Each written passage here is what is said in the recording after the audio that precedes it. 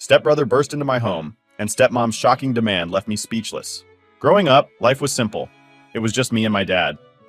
My mom passed away when I was really young, too young to fully understand what was happening. I have only a few blurry memories of her smile, the way she used to hum while cooking, and the warmth of her hugs. After she was gone, it was just the two of us. My dad did his best to fill both roles, and honestly, he did a pretty good job. He was a hard-working guy, the kind who'd spend long hours at work but still make time for me. He never missed a school play or a soccer game, and we had our little routines. Friday nights were for takeout and movies, and Sundays meant pancakes and trips to the park. Looking back, those were the good days, even if we didn't have much. Things started to change when I was around 12. That's when my dad met Lisa. I remember the first time he brought her home. He was nervous, like a teenager on his first date. Lisa seemed nice enough at first. She smiled a lot, asked me about school, and even brought cookies. I could tell she was trying, and as much as I missed my mom, I wanted my dad to be happy. For a while, things were okay. When my dad married Lisa, I was about 12. I didn't have much say in the matter, and honestly, I tried to make the best of it. But it quickly became clear that Ethan, Lisa's son, was the golden boy. No matter what he did, it was always brushed under the rug, while I had to toe the line. Ethan was one of those guys who seemed to float through life without a care.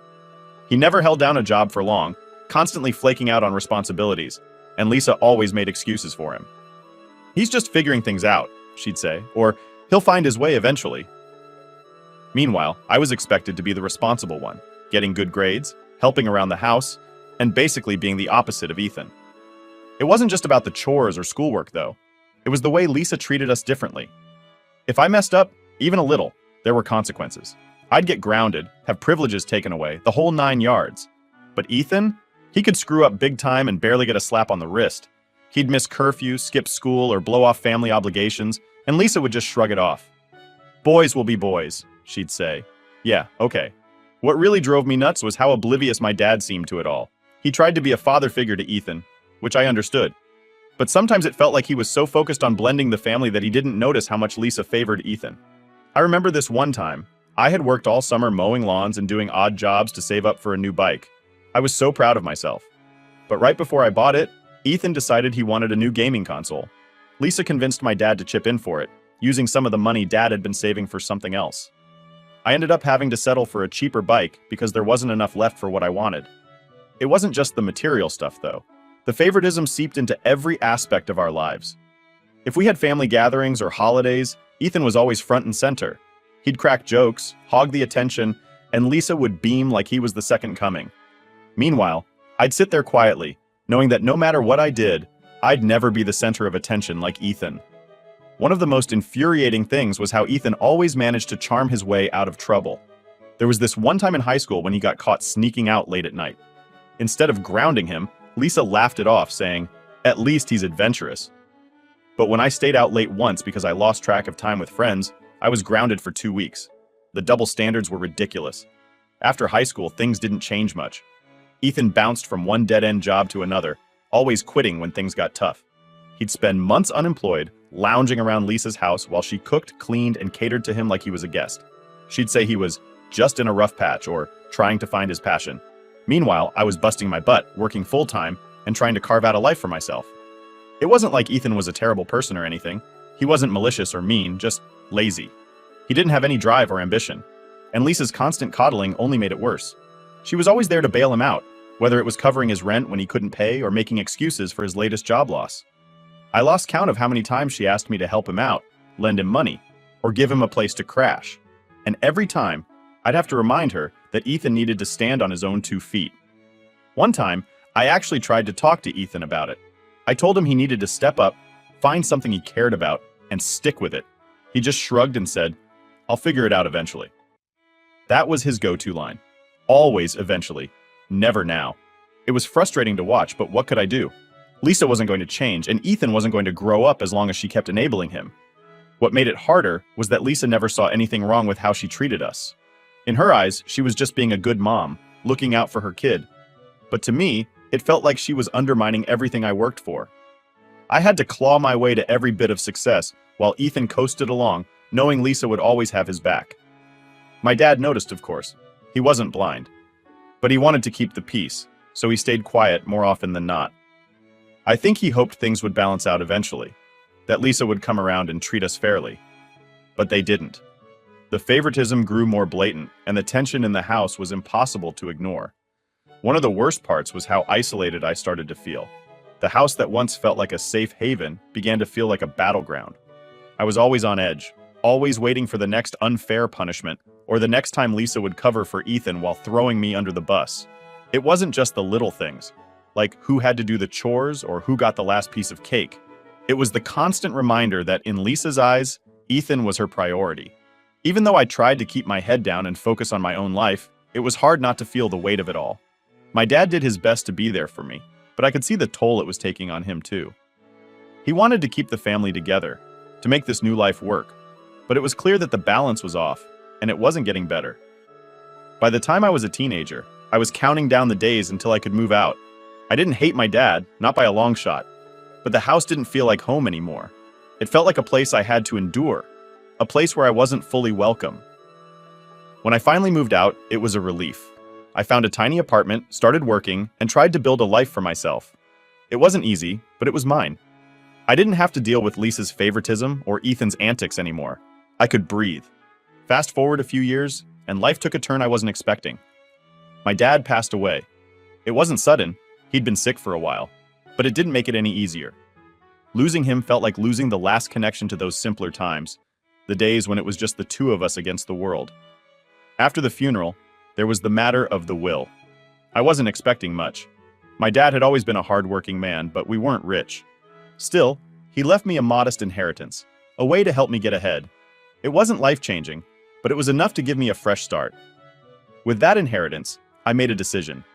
I was tired of just scraping by, of living in cramped apartments, and feeling like I was always one step behind. I wanted more. So I started looking for a place in the city, a place I could finally call my own. It wasn't easy. The city is expensive, and finding the right spot felt like a never-ending process. But after weeks of searching, I found it. A sleek, modern apartment in a great neighborhood. It had everything I wanted: space, light, and a view that made me feel like I was on top of the world. Using part of the inheritance for the down payment, along with my savings and a loan, I made it happen. Moving in felt surreal. For the first time in a long time, I felt like I had control over my life again. This was my space, my fresh start. I thought that with my dad gone and a new home to focus on, I could finally leave the past behind. But as I stood in that new apartment, looking out at the city lights, I couldn't shake the feeling that my fresh start might come with a few strings attached. Little did I know the past wasn't done with me yet. So I was just getting into a groove with my new apartment, finally feeling like I was building a life for myself away from all the family drama. Things were quiet, and I was finally able to breathe a little. But of course, Lisa couldn't let me have that peace for long. One day I got a call from her and she wanted to meet up. She didn't say much over the phone, just that it was important and we needed to talk in person. I figured, okay, maybe she finally accepted that I wasn't going to take Ethan in, and she just wanted to hash things out one last time. I wasn't thrilled about meeting her, but I agreed. I thought it'd be easier to get it over with face to face. We arranged to meet at this cafe near my place. It was a nice spot, one of those places with decent coffee and a relaxed vibe. I got there a bit early, grabbed a table by the window, and waited. Lisa walked in about 10 minutes later, but she wasn't alone. Behind her was Ethan, and honestly, I felt my stomach drop. This wasn't going to be a simple chat. Lisa sat down first, giving me this tight smile like she was trying to play nice, but it was clear she had an agenda. Ethan slid into the seat next to her, looking as uninterested as ever. The moment they were both settled, Lisa launched right in. "Thanks for meeting with us," she started, like we were at some kind of business meeting. "I wanted to give Ethan a chance to talk to you directly." I just stared at her, not saying anything, waiting for whatever she was about to hit me with. Ethan, of course, didn't say a word at first. He just sat there, picking at the sleeve of his hoodie, avoiding eye contact. It was Lisa who kept the conversation going. "Look, Ethan's in a tough spot right now," she said, leaning in a little like she was about to share some big secret. "He really needs a place to stay, and your family. I just don't understand why you're being so stubborn about this." I could feel my frustration building. "Lisa," I said, keeping my voice as calm as I could, "we've been over this. I can't take Ethan in. I've got my own life to manage, and I can't have him crashing at my place." Before Lisa could respond, Ethan finally spoke up. "It's just for a little while. he muttered, not even looking at me. I'll get back on my feet, I promise. That was rich coming from him. I'd heard that promise before, and it never meant anything. I sighed, rubbing my temples. Ethan, I've got nothing against you personally, but this isn't about just giving you a place to crash. You need to figure things out, man. You can't keep relying on other people to bail you out. Lisa jumped in again, her tone getting sharper. You know, your father would have wanted you to help. He always believed in family, and I can't believe you're turning your back on us. That hit a nerve. Bringing Dad into it was a low blow, and she knew it, but I wasn't about to back down. My dad also believed in working hard and standing on your own 2 feet, I shot back. I've worked my ass off to get where I am, and I'm not about to throw that away because you think I owe Ethan something. Things got heated after that. Lisa started going on about how Ethan had no one else, how I was being selfish, and how I was letting the family down. Ethan just sat there, looking like he'd rather be anywhere else, which honestly pissed me off even more. If he wanted help, he could at least look like he cared about the conversation. At some point, Lisa dropped the bombshell she'd clearly been saving for the right moment. If you don't help, I'll have to take legal action, she said, her voice cold. You used part of the inheritance for that apartment, and technically Ethan has a claim. That was it. I felt my blood pressure spike. Are you serious right now? I snapped. You're really going to drag this into court just to force me to take Ethan in? Lisa didn't even flinch. I'm just doing what's best for my son, she said, like it was the most reasonable thing in the world. I couldn't believe it. She was willing to wreck our already strained relationship just to push this on me. I stood up, grabbing my jacket. You know what, Lisa? If that's how you want to play it, fine. Do what you have to do, but don't expect me to roll over and let you walk all over me. With that, I walked out of the cafe, leaving them sitting there. I was fuming. I couldn't believe the lengths Lisa was willing to go to. The whole thing felt like a setup from the start, like they'd planned this ambush together. And the worst part? I knew this wasn't the end of it. Lisa wasn't going to give up that easily, and Ethan was going to ride this out as long as he could. On my way home, I couldn't help but replay the whole conversation in my head, thinking about all the ways I could have handled it differently. But deep down, I knew there was no winning with Lisa. She'd always find a way to twist things to her advantage. By the time I got back to my apartment, I was exhausted, both mentally and emotionally. I dropped onto the couch, staring out the window at the city lights, trying to figure out what my next move would be. One thing was clear, though. This fight was far from over. After that ambush at the cafe, I thought maybe, just maybe, Lisa would take the hint and back off. But nope. A couple of days later, I got an email from my dad's old attorney. It was one of those "we need to talk" kind of emails that never means anything good. I figured Lisa must have stirred something up, but I didn't expect what came next. The attorney, Mr. Davis, asked me to come by his office to discuss an important matter regarding your late father's estate. The whole thing felt off. My dad's estate had been settled ages ago, or so I thought, but I showed up anyway, more out of curiosity than anything else. When I got to Davis's office, he wasted no time getting to the point. Michael, he said, your stepmother has raised concerns about the use of inheritance funds for your apartment. She's suggesting that legally, your stepbrother has a right to the property. I almost laughed. Are you serious? Lisa's really trying to pull that? I asked, trying to keep my cool. Davis nodded, looking all serious. She's claiming that since part of the apartment was purchased using inheritance money, Ethan has a stake in it. If this goes to court, there's a chance a judge might agree. Now, I'm no lawyer, but even I could see how ridiculous this sounded. Davis, come on. The inheritance was split between us, fair and square. I used my share along with my own savings and a loan to buy the place. Ethan got his share too. What he did with it is his business. That's true, Davis said, leaning back in his chair. But the law can be tricky when it comes to family disputes. Lisa's argument is weak, but if she pushes hard enough, it could become a headache. Great. Just what I needed. A legal headache, courtesy of Lisa. I left the office feeling like I'd been sucker punched. I couldn't believe she was willing to drag this mess into court, all because I refused to let Ethan crash at my place. That night, I couldn't stop thinking about it. Lisa had always been manipulative, but this was a new low. She was really going to play dirty. I decided it was time to fight back. The next morning, I called up a lawyer I'd been recommended by a friend, someone who specialized in estate disputes. If Lisa wanted a fight, I wasn't going to roll over. When I met with my new lawyer, Sarah, she was quick to get down to business. Michael, do you have any documentation of how the apartment was paid for? She asked. Yeah, I've got all the receipts, bank statements, everything, I I said. The inheritance only covered about 10% of the cost. The rest was my savings and a loan. Sarah nodded, looking satisfied. Good. That's going to help. But we need to dig a little deeper. I want to make sure there are no surprises. Surprises. That word stuck with me. With Lisa, there were always surprises. And sure enough, it didn't take long for one to pop up. A week later, Sarah called me into her office. Michael, I found something interesting while reviewing your father's estate records, she said, her tone serious.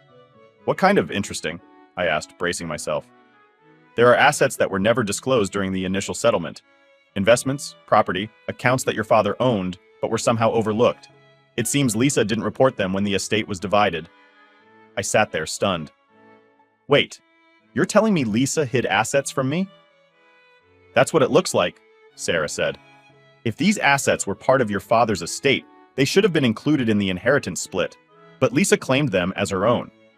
I couldn't believe what I was hearing. Lisa had always been shady, but this was next level. She'd actually hidden a chunk of my dad's wealth and kept it for herself. And now she had the nerve to come after me for my apartment? What do we do now? I asked, my mind racing. Well, Sarah said, we have two options. We can file a claim to contest the original estate settlement, which could lead to a lengthy court battle. Or we can use this as leverage to get Lisa to back off. I didn't need to think twice.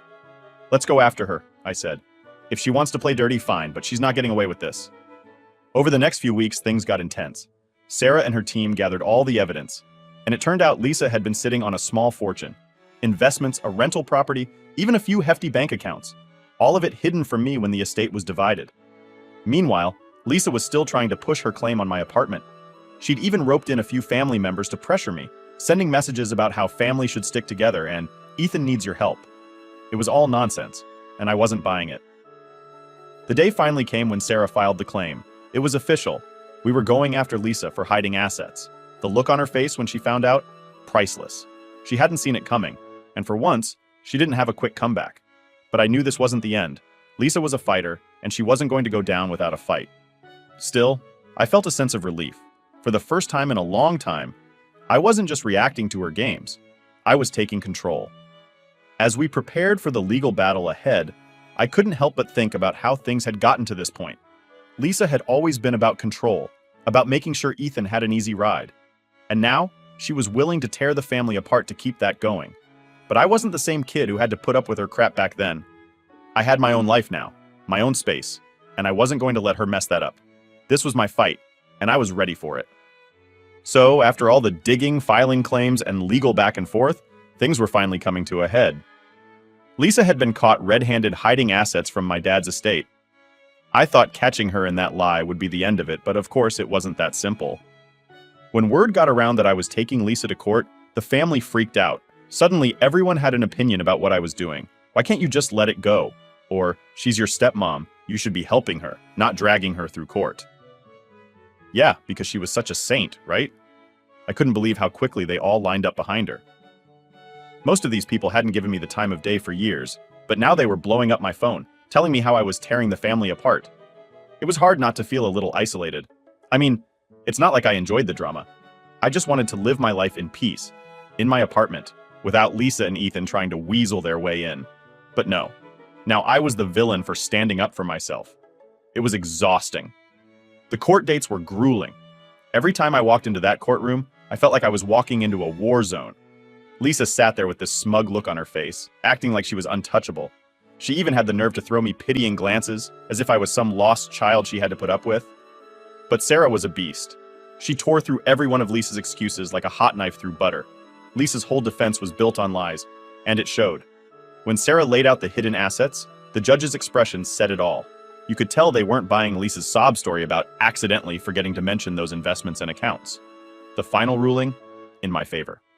Lisa had to cough up what she owed from the hidden assets. The judge also threw out her ridiculous claim about Ethan having a right to my apartment. It felt like a huge weight had been lifted off my shoulders. I walked out of that courtroom feeling like I could finally breathe again. But the fallout didn't stop there. After the ruling, Lisa and her little fan club of family supporters went into overdrive. They started spreading rumors about me, making it sound like I was the greedy one, that I was obsessed with money. I even got messages from distant relatives I hadn't spoken to in years, all asking why I was treating Lisa so badly. It was frustrating, but at the same time, I didn't care. I knew the truth. Lisa had tried to scam me, plain and simple. And now that she'd lost, she was doing everything she could to save face. I wasn't about to let her nonsense get to me. I had bigger things to focus on. But then, Ethan showed up. I hadn't heard from him since the ambush at the cafe, so seeing him on my doorstep was a surprise. He looked rough, like he hadn't slept in days, and for a second I almost felt sorry for him. Almost. "Can we talk?" he asked, his voice low and hesitant. I wasn't in the mood for another guilt trip, but I let him in. We sat down and he started rambling about how Lisa had kicked him out after losing the case. She was selling the house and didn't want him around anymore. He was desperate and needed a place to stay. I cut him off before he could get too deep into his sob story. "Ethan, we've been through this. I can't help you. You need to figure this out on your own." He nodded, looking defeated. "I know, man. I don't have anywhere else to go." It was hard to hear. Despite everything, I didn't hate Ethan. He wasn't a bad guy, just lazy and too used to having Lisa bail him out. But I couldn't be the one to save him. If I let him stay, it would just be another cycle of him relying on someone else to fix his problems. "I can't let you stay here," I said firmly. "You need to find another solution." He didn't argue. He just stood up, thanked me for hearing him out, and left. It was the most mature interaction we'd ever had, which honestly was kind of sad. After that, things started to settle down. Lisa faded into the background, probably busy trying to salvage what was left of her reputation. The family slowly stopped bugging me, realizing they weren't going to change my mind. I finally had my peace. But there was still this nagging feeling, like the whole ordeal had left a permanent scar. I didn't trust people the way I used to. The way Lisa had manipulated everyone, turning them against me, showed me just how quickly things could turn ugly. It was a hard lesson, but one I wouldn't forget. In the end, I came out stronger. I stood up for myself, defended what was mine, and didn't let anyone walk all over me. It wasn't easy, and it definitely wasn't fun, but it was necessary. Now I could finally focus on living my life the way I wanted, without the constant shadow of family drama hanging over me. And as for Ethan, I don't know where he ended up, but I hope he figured things out. Maybe getting cut off was the wake-up call he needed. Or maybe not. Either way, it wasn't my responsibility anymore. I had done my part, and now it was time to move on. Update. It had been a few months since the court ruled in my favor, and for the first time in what felt like forever, my life was calm. No constant phone calls from Lisa, no guilt trips, no unexpected visits. I had finally settled into a routine, focusing on myself and my new life in the city. The weight of all the family drama was starting to lift, but as life often reminds us, peace is rarely permanent. One evening, I was lounging on the couch halfway through a movie when my phone buzzed. At first, I thought it was just another spam call or notification, but when I checked the screen, I saw her name, Lisa. My first instinct was to ignore it. After everything she put me through, what could she possibly want now? But something in me, maybe curiosity, or just the lingering sense of duty, made me pick up. "Hello?" I answered, keeping my voice neutral. There was a pause on the other end, and then her voice came through, softer than I'd ever heard it. "Michael, it's me." "I know," I replied a bit coldly. "What do you want, Lisa?" Another pause. This wasn't the usual confident, manipulative Lisa I was used to. She sounded defeated. I need your help," she finally said. I let out a sigh. Of course she needed help. She always needed help. "Help with what?" "My life's fallen apart since the court case," she said, her voice trembling slightly. "The house. It's gone. I had to sell it. The money's almost gone too. Michael, I've got nothing left." I stayed silent, letting her words sink in. Part of me wanted to feel smug, to tell her this was exactly what she deserved. But there was no satisfaction in hearing her like this. She sounded genuinely broken. "I don't have anywhere else to turn," she continued. "Ethan's struggling too. I just need a little help, just enough to get back on my feet." I shook my head, even though she couldn't see me. "Why me, Lisa? After everything you've done, why would you think I'd help you?" "Because you're the only one who can," she said quietly. "I know I don't deserve it. I know I've been awful, but I'm desperate." There it was, the admission I never thought I'd hear from her. Lisa, admitting she'd been wrong, even if it was just a little. It didn't erase the years of manipulation and the constant scheming, but it was something. "I'll think about it," I said, my tone still distant, "but don't get your hopes up." She thanked me, her voice barely above a whisper, and we ended the call. I sat there for a long time staring at my phone, trying to process what just happened. Lisa, the woman who had spent years making my life a living hell, was now begging for my help. It felt surreal. The next couple of days, her words echoed in my head. I didn't owe her anything. She had made her bed and now she was lying in it. But despite everything, I couldn't shake the image of her, desperate and defeated. I wasn't sure if it was pity or just a lingering sense of responsibility, but I couldn't completely turn my back on her. After some thinking, I made my decision. I wasn't going to let her move in or bail her out entirely, but I could give her a little help, just enough to get her through the next couple of weeks. I wasn't doing it for her. I was doing it for myself, to close this chapter on my terms. I called her back. Lisa, listen carefully, I began. I'll send you a small amount, just enough to cover the basics for a couple of weeks. But that's it. Don't ask for more. She sounded relieved, almost tearful. Thank you, Michael. I can't tell you how much this means. Don't make it more than it is, I warned. This is temporary. You need to figure things out on your own. She promised she would, and I transferred the money. It wasn't a lot, just enough to cover food and rent for a short while. After that, I felt a strange mix of emotions. Part of me felt lighter, knowing I'd done something good, even for someone who didn't really deserve it. But another part of me was bracing for what might come next. Lisa wasn't the type to let things go easily. The weeks passed, and things stayed quiet. I didn't hear from Lisa again, which was both a relief and a surprise. Maybe she'd taken my warning seriously, or maybe she was too busy dealing with her own problems to bother me. Either way, I was glad to have my space back. But deep down, I knew this wouldn't be the end. Lisa had a way of bouncing back, and when she did, it usually meant trouble. Still, I wasn't going to spend my days worrying about her. I had my own life to live, and I was finally starting to feel like I could move forward. In the end, I realized that helping Lisa wasn't about her at all. It was about me, about proving to myself that I could rise above the mess, that I could do the right thing even when it was hard. It didn't erase the past or make everything okay, but it was a step in the right direction. For now, that was enough. Update 2. It had been a few months since I helped Lisa out, and surprisingly, things stayed quiet. I hadn't heard from her or Ethan, and I figured they were finally dealing with their own problems. Life was starting to feel normal again. I was focused on work, making new friends, and just enjoying the peace that came with not constantly looking over my shoulder for the next wave of family drama. Then, one afternoon, my phone buzzed. It was Lisa. I stared at the screen for a moment, debating whether to answer. Curiosity won out, and I picked up. Michael, she began, her voice steady but softer than usual. I have something for you. I sighed, already feeling the familiar tension creep back in. Lisa, if this is another request for help, It's not, she interrupted. It's a letter from your father. That stopped me cold. A letter? What are you talking about? She took a deep breath. I found it while packing. It was hidden in one of his old boxes. It's addressed to you. I think you should have it. I didn't know what to say. A letter from Dad? After all this time? Part of me was skeptical, wondering if this was another one of Lisa's manipulations, but there was something in her tone that felt different, genuine. Okay, I finally said. Where can we meet? We agreed on a neutral spot, a park not far from my place. When I arrived, Lisa was already there, sitting on a bench, holding a small, worn envelope. She handed it to me without a word, her expression unreadable. I took it, unsure of what to expect. Thanks, I said quietly. She nodded. I'll leave you to it. And just like that, she walked away.